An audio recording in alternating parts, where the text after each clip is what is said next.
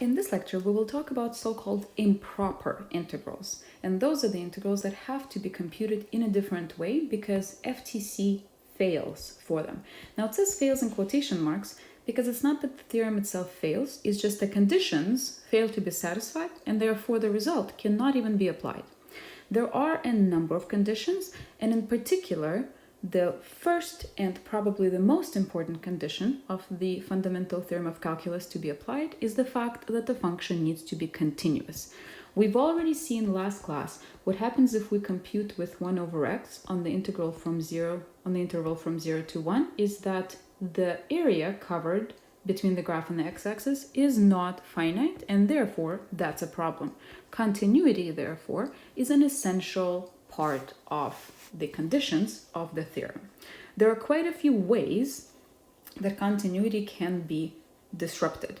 The function can be unbounded, so just like in the case that I drew just now, where we have something that tends to infinity and therefore creates an infinitely large area to be covered. For example, like 1 over x is only, of course, one of the examples. There's many more. There are other things. For example, the function can be straight up discontinuous. There are a number of ways discontinuity might occur. But for example, what about a jump? So if we have a function and then it continues somewhere else. If I am to calculate the area between, let's say, this point and this point, I can of course see that such an area does exist, but I will have to split the interval into two pieces to compute the two areas separately, the first one and the second one, which means that one integral will not work and my setup will have to be adjusted. The other way that the discontinuity might occur is not only in the piecewise case, but also if there's a discontinuity within the interval, within the function itself on the actual interval, which we're going to see one of the examples of later. The function might be piecewise defined altogether while being continuous. So for example, if I have a piecewise function that begins as a parabola and then continues as a straight line, in order for me to calculate the area between, let's say, 0 and some point here, once again, one integral will not do. I will have to set up two separate integrals to deal with two separate functions, and therefore the setup will have to be adjusted quite a bit. The other case listed here is the case of undefined function, and that is if your integral has a function, for example, root x, that is not defined on the interval where you'd like to compute it. It simply does not exist there, right? Square of x, if you want to draw it out, is a function that is only defined for positive values of x. Therefore, the computations of the area between the graph of the function and the two given points that are negative is simply not possible because the function does not exist there. So these are the main cases, and we will work through examples for each one of them. Let's first take a look at the unbounded function and the example that we've already seen of 1 over x on the interval from 0 to 1. As we've seen before, if we compute it directly, we notice a problem. Sometimes, if the function on the inside is not defined on the interval given by the limits of integration, you won't even notice this in the calculations. So you got to be very careful. The first thing to check now is whether this function exists everywhere between 0 and 1. And it of course does not. Here we do notice this because the computations do not actually work out. If I have the integral of 1 over x dx, the antiderivative of that is ln x to be computed between 0 and 1. And then of course I end up with ln of 0, which is undefined, does not exist. Now, of course, we already saw why that's the case. And that is because if I draw out what I am after here, I will notice that the area that the integral describes is in fact infinite over near 0. So instead of computing the integral from 0 to 1, we're going to compute the integral from a number really, really close to 0 and 1. We're going to utilize both our understanding of integrals and our understanding of limits. So what we're going to do is we're going to consider the integral of 1 over x between, let's say, some point b and 1 as this point b tends to 0. So instead of my picture over here, I'm going to think of not having the left endpoint as 0, but having the left endpoint as b when b approaches 0 in the limit. So what are we going to have in this case? Let me rewrite it. So what I have is the integral from b to 1 of 1 over x dx, and I can proceed to actually calculate it as per the fundamental theorem of calculus. So I'm going to have that the antiderivative is ln of x, and I need to calculate this between b and 1. Here I'm going to have then ln of 1 minus ln of b. Ln of 1 is actually just 0, so altogether I simply have minus ln of b. What does this approach as b approaches 0? So as b approaches 0 from the left, ln of b, what does that look like? This is no longer this graph. Now we have to think of the graph of ln of b. Do we remember what the graph of ln of b looks like? Let's sketch it down here to have a reminder of that. The graph of ln of b, or ln of x, looks like this. So as b approaches 0, it also approaches 0 from the left, because this is the interval that we were interested in. So as it approaches 0 from the left, on the graph of ln, if my x approaches 0 from the left, the ln itself approaches negative infinity. And this is an important observation. This approaches negative of a negative infinity as b approaches 0, right? So notice here that this minus stays as a negative, and then ln of b, as per the graph or any other explanation you wish to provide, the ln of b itself approaches minus infinity. So minus infinity altogether will of course mean that the entire integral from 0 to 1 of 1 over x dx approaches infinity. In this case, we say that the integral is divergent. If the integral diverges. If the integral converges, that means it actually is equal to a number. Remember that the integral itself is actually the limit of the Riemann sums, so it will always be taken as the number of rectangles goes to infinity. If you end up with a numerical answer that's a number, a constant, then we say it converges. If you end up with infinity, then we say it diverges to, in this case, positive infinity. Now again, this is something that's fairly easily justified from the graph. We can see that this will go on forever, so the area covered will likely be quite infinite. This is not always going to be the case, and we're going to see one example that will challenge our intuition on that. Let's take a look at this next one, which is an integral of a piecewise function. So this in itself is a whole other different kind of improper. It's not that we can't apply the fundamental theorem of calculus to it. It's just we first of all have to really think about what the function is and then apply the fundamental theorem of calculus. So in our case here, the function itself is absolute value of x. The graph of absolute value of x looks like a big V. This is the absolute value of x. And we are asked to compute the area between -1 and 2. So -1 here and 2 here. So I am interested in the total area covered, bounded by the graph and the x-axis between -1 and 2. So just from the graph itself, I can already see that it behaves quite differently for negative values than it does for positive values. And this is exactly the distinction I am going to create. I am going to rewrite the absolute value as a function for negative numbers and as a function for positive numbers. So I can note that I can break this up into two chunks. The right-hand side corresponds to y equals x, and the left-hand side corresponds to y equals negative x. You might have actually seen this as the definition of the absolute value at some point in pre-calculus. The absolute value of x is x itself if x is already positive, and it's a negative of x if x is negative. This is precisely what ensures that if you have a negative number in there, plopping an extra negative in front of it will make the entire result positive. We know that an absolute value is always positive. This negative negates the negative x in itself.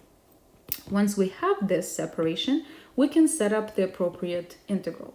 So then the integral from -1 to 2 of absolute value of x dx can be split into two pieces as per the piecewise function.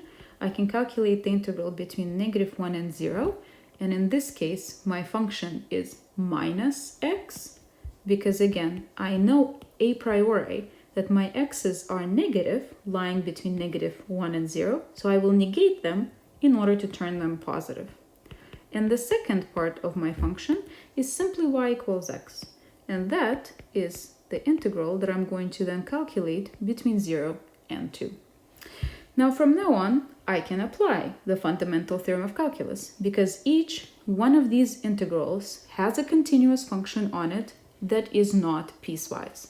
So I have to come up with an antiderivative, so in this case minus x squared over 2, and compute it between -1 and 0.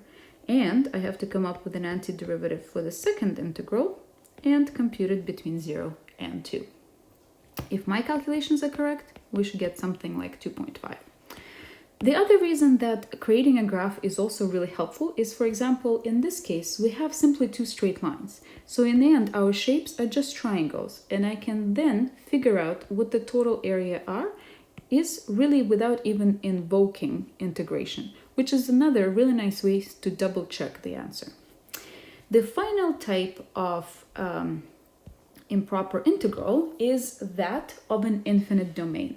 These improper integrals are kind of very in-your-face improper because they have infinity as one or both of the bounds. So first of all, let's think about what this integral is asking us to calculate. What I have is the curve e to the -x, so the exponential decay curve, which has x-axis as an asymptote, and I'm asked to calculate between 0 and infinity the area bounded by this curve and the x-axis. So I'm asked to calculate this infinite area.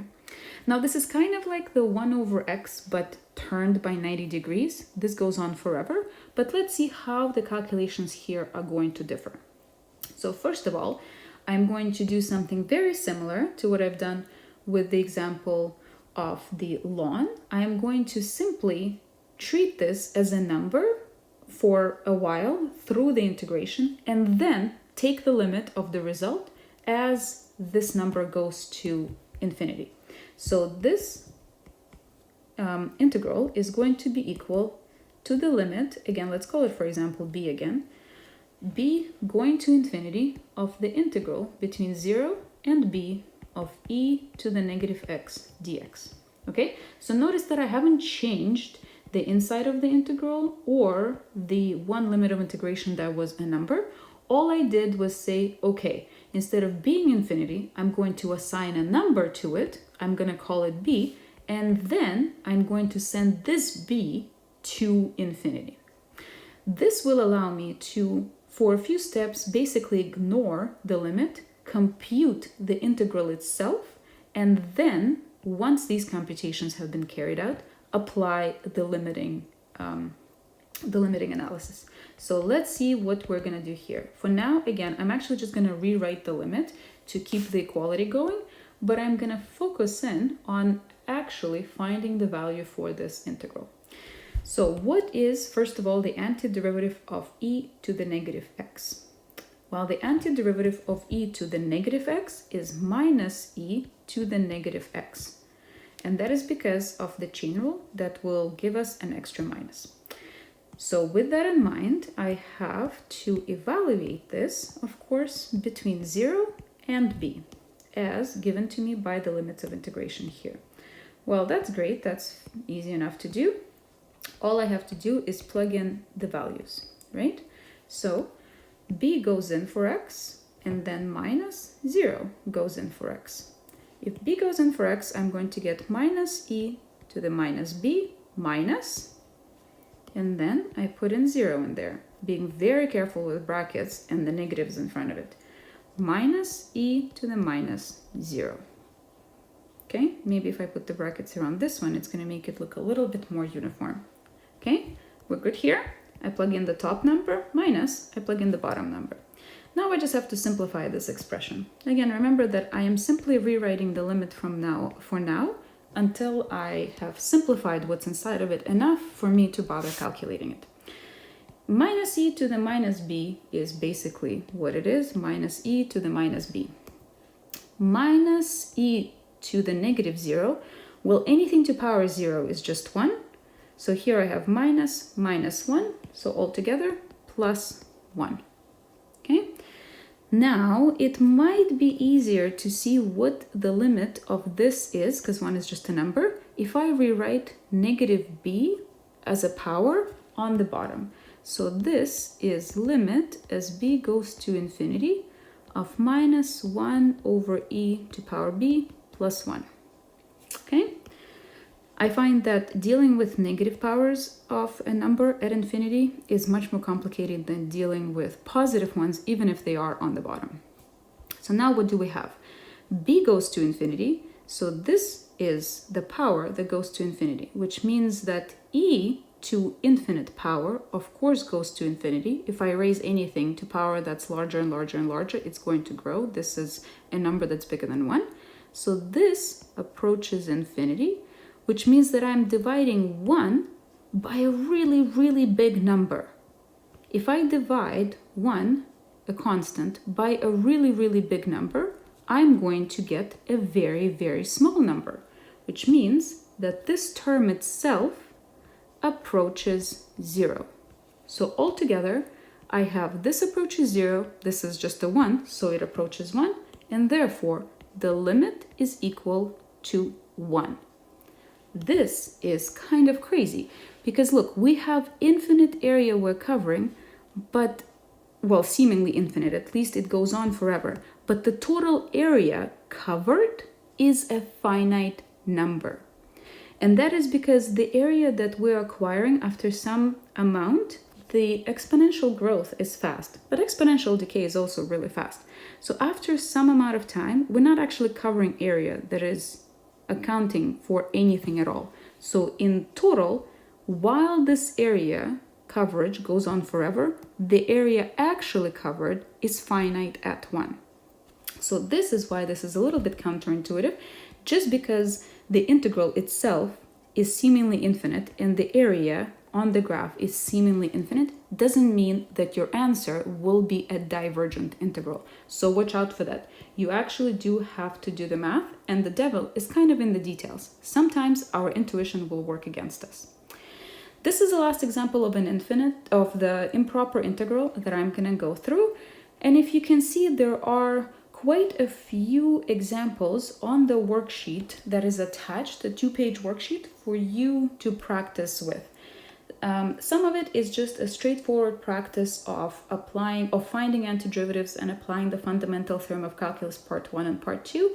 Sometimes you got to be very careful about hidden improper integrals. For example, this guy here. I know that 1 over x is not defined at x equals 0, and x equals 0 is in between -1 and 1, which means I'm going to really have to think harder about what this integral represents and how I can break it up into pieces where I can apply the fundamental theorem of calculus 2.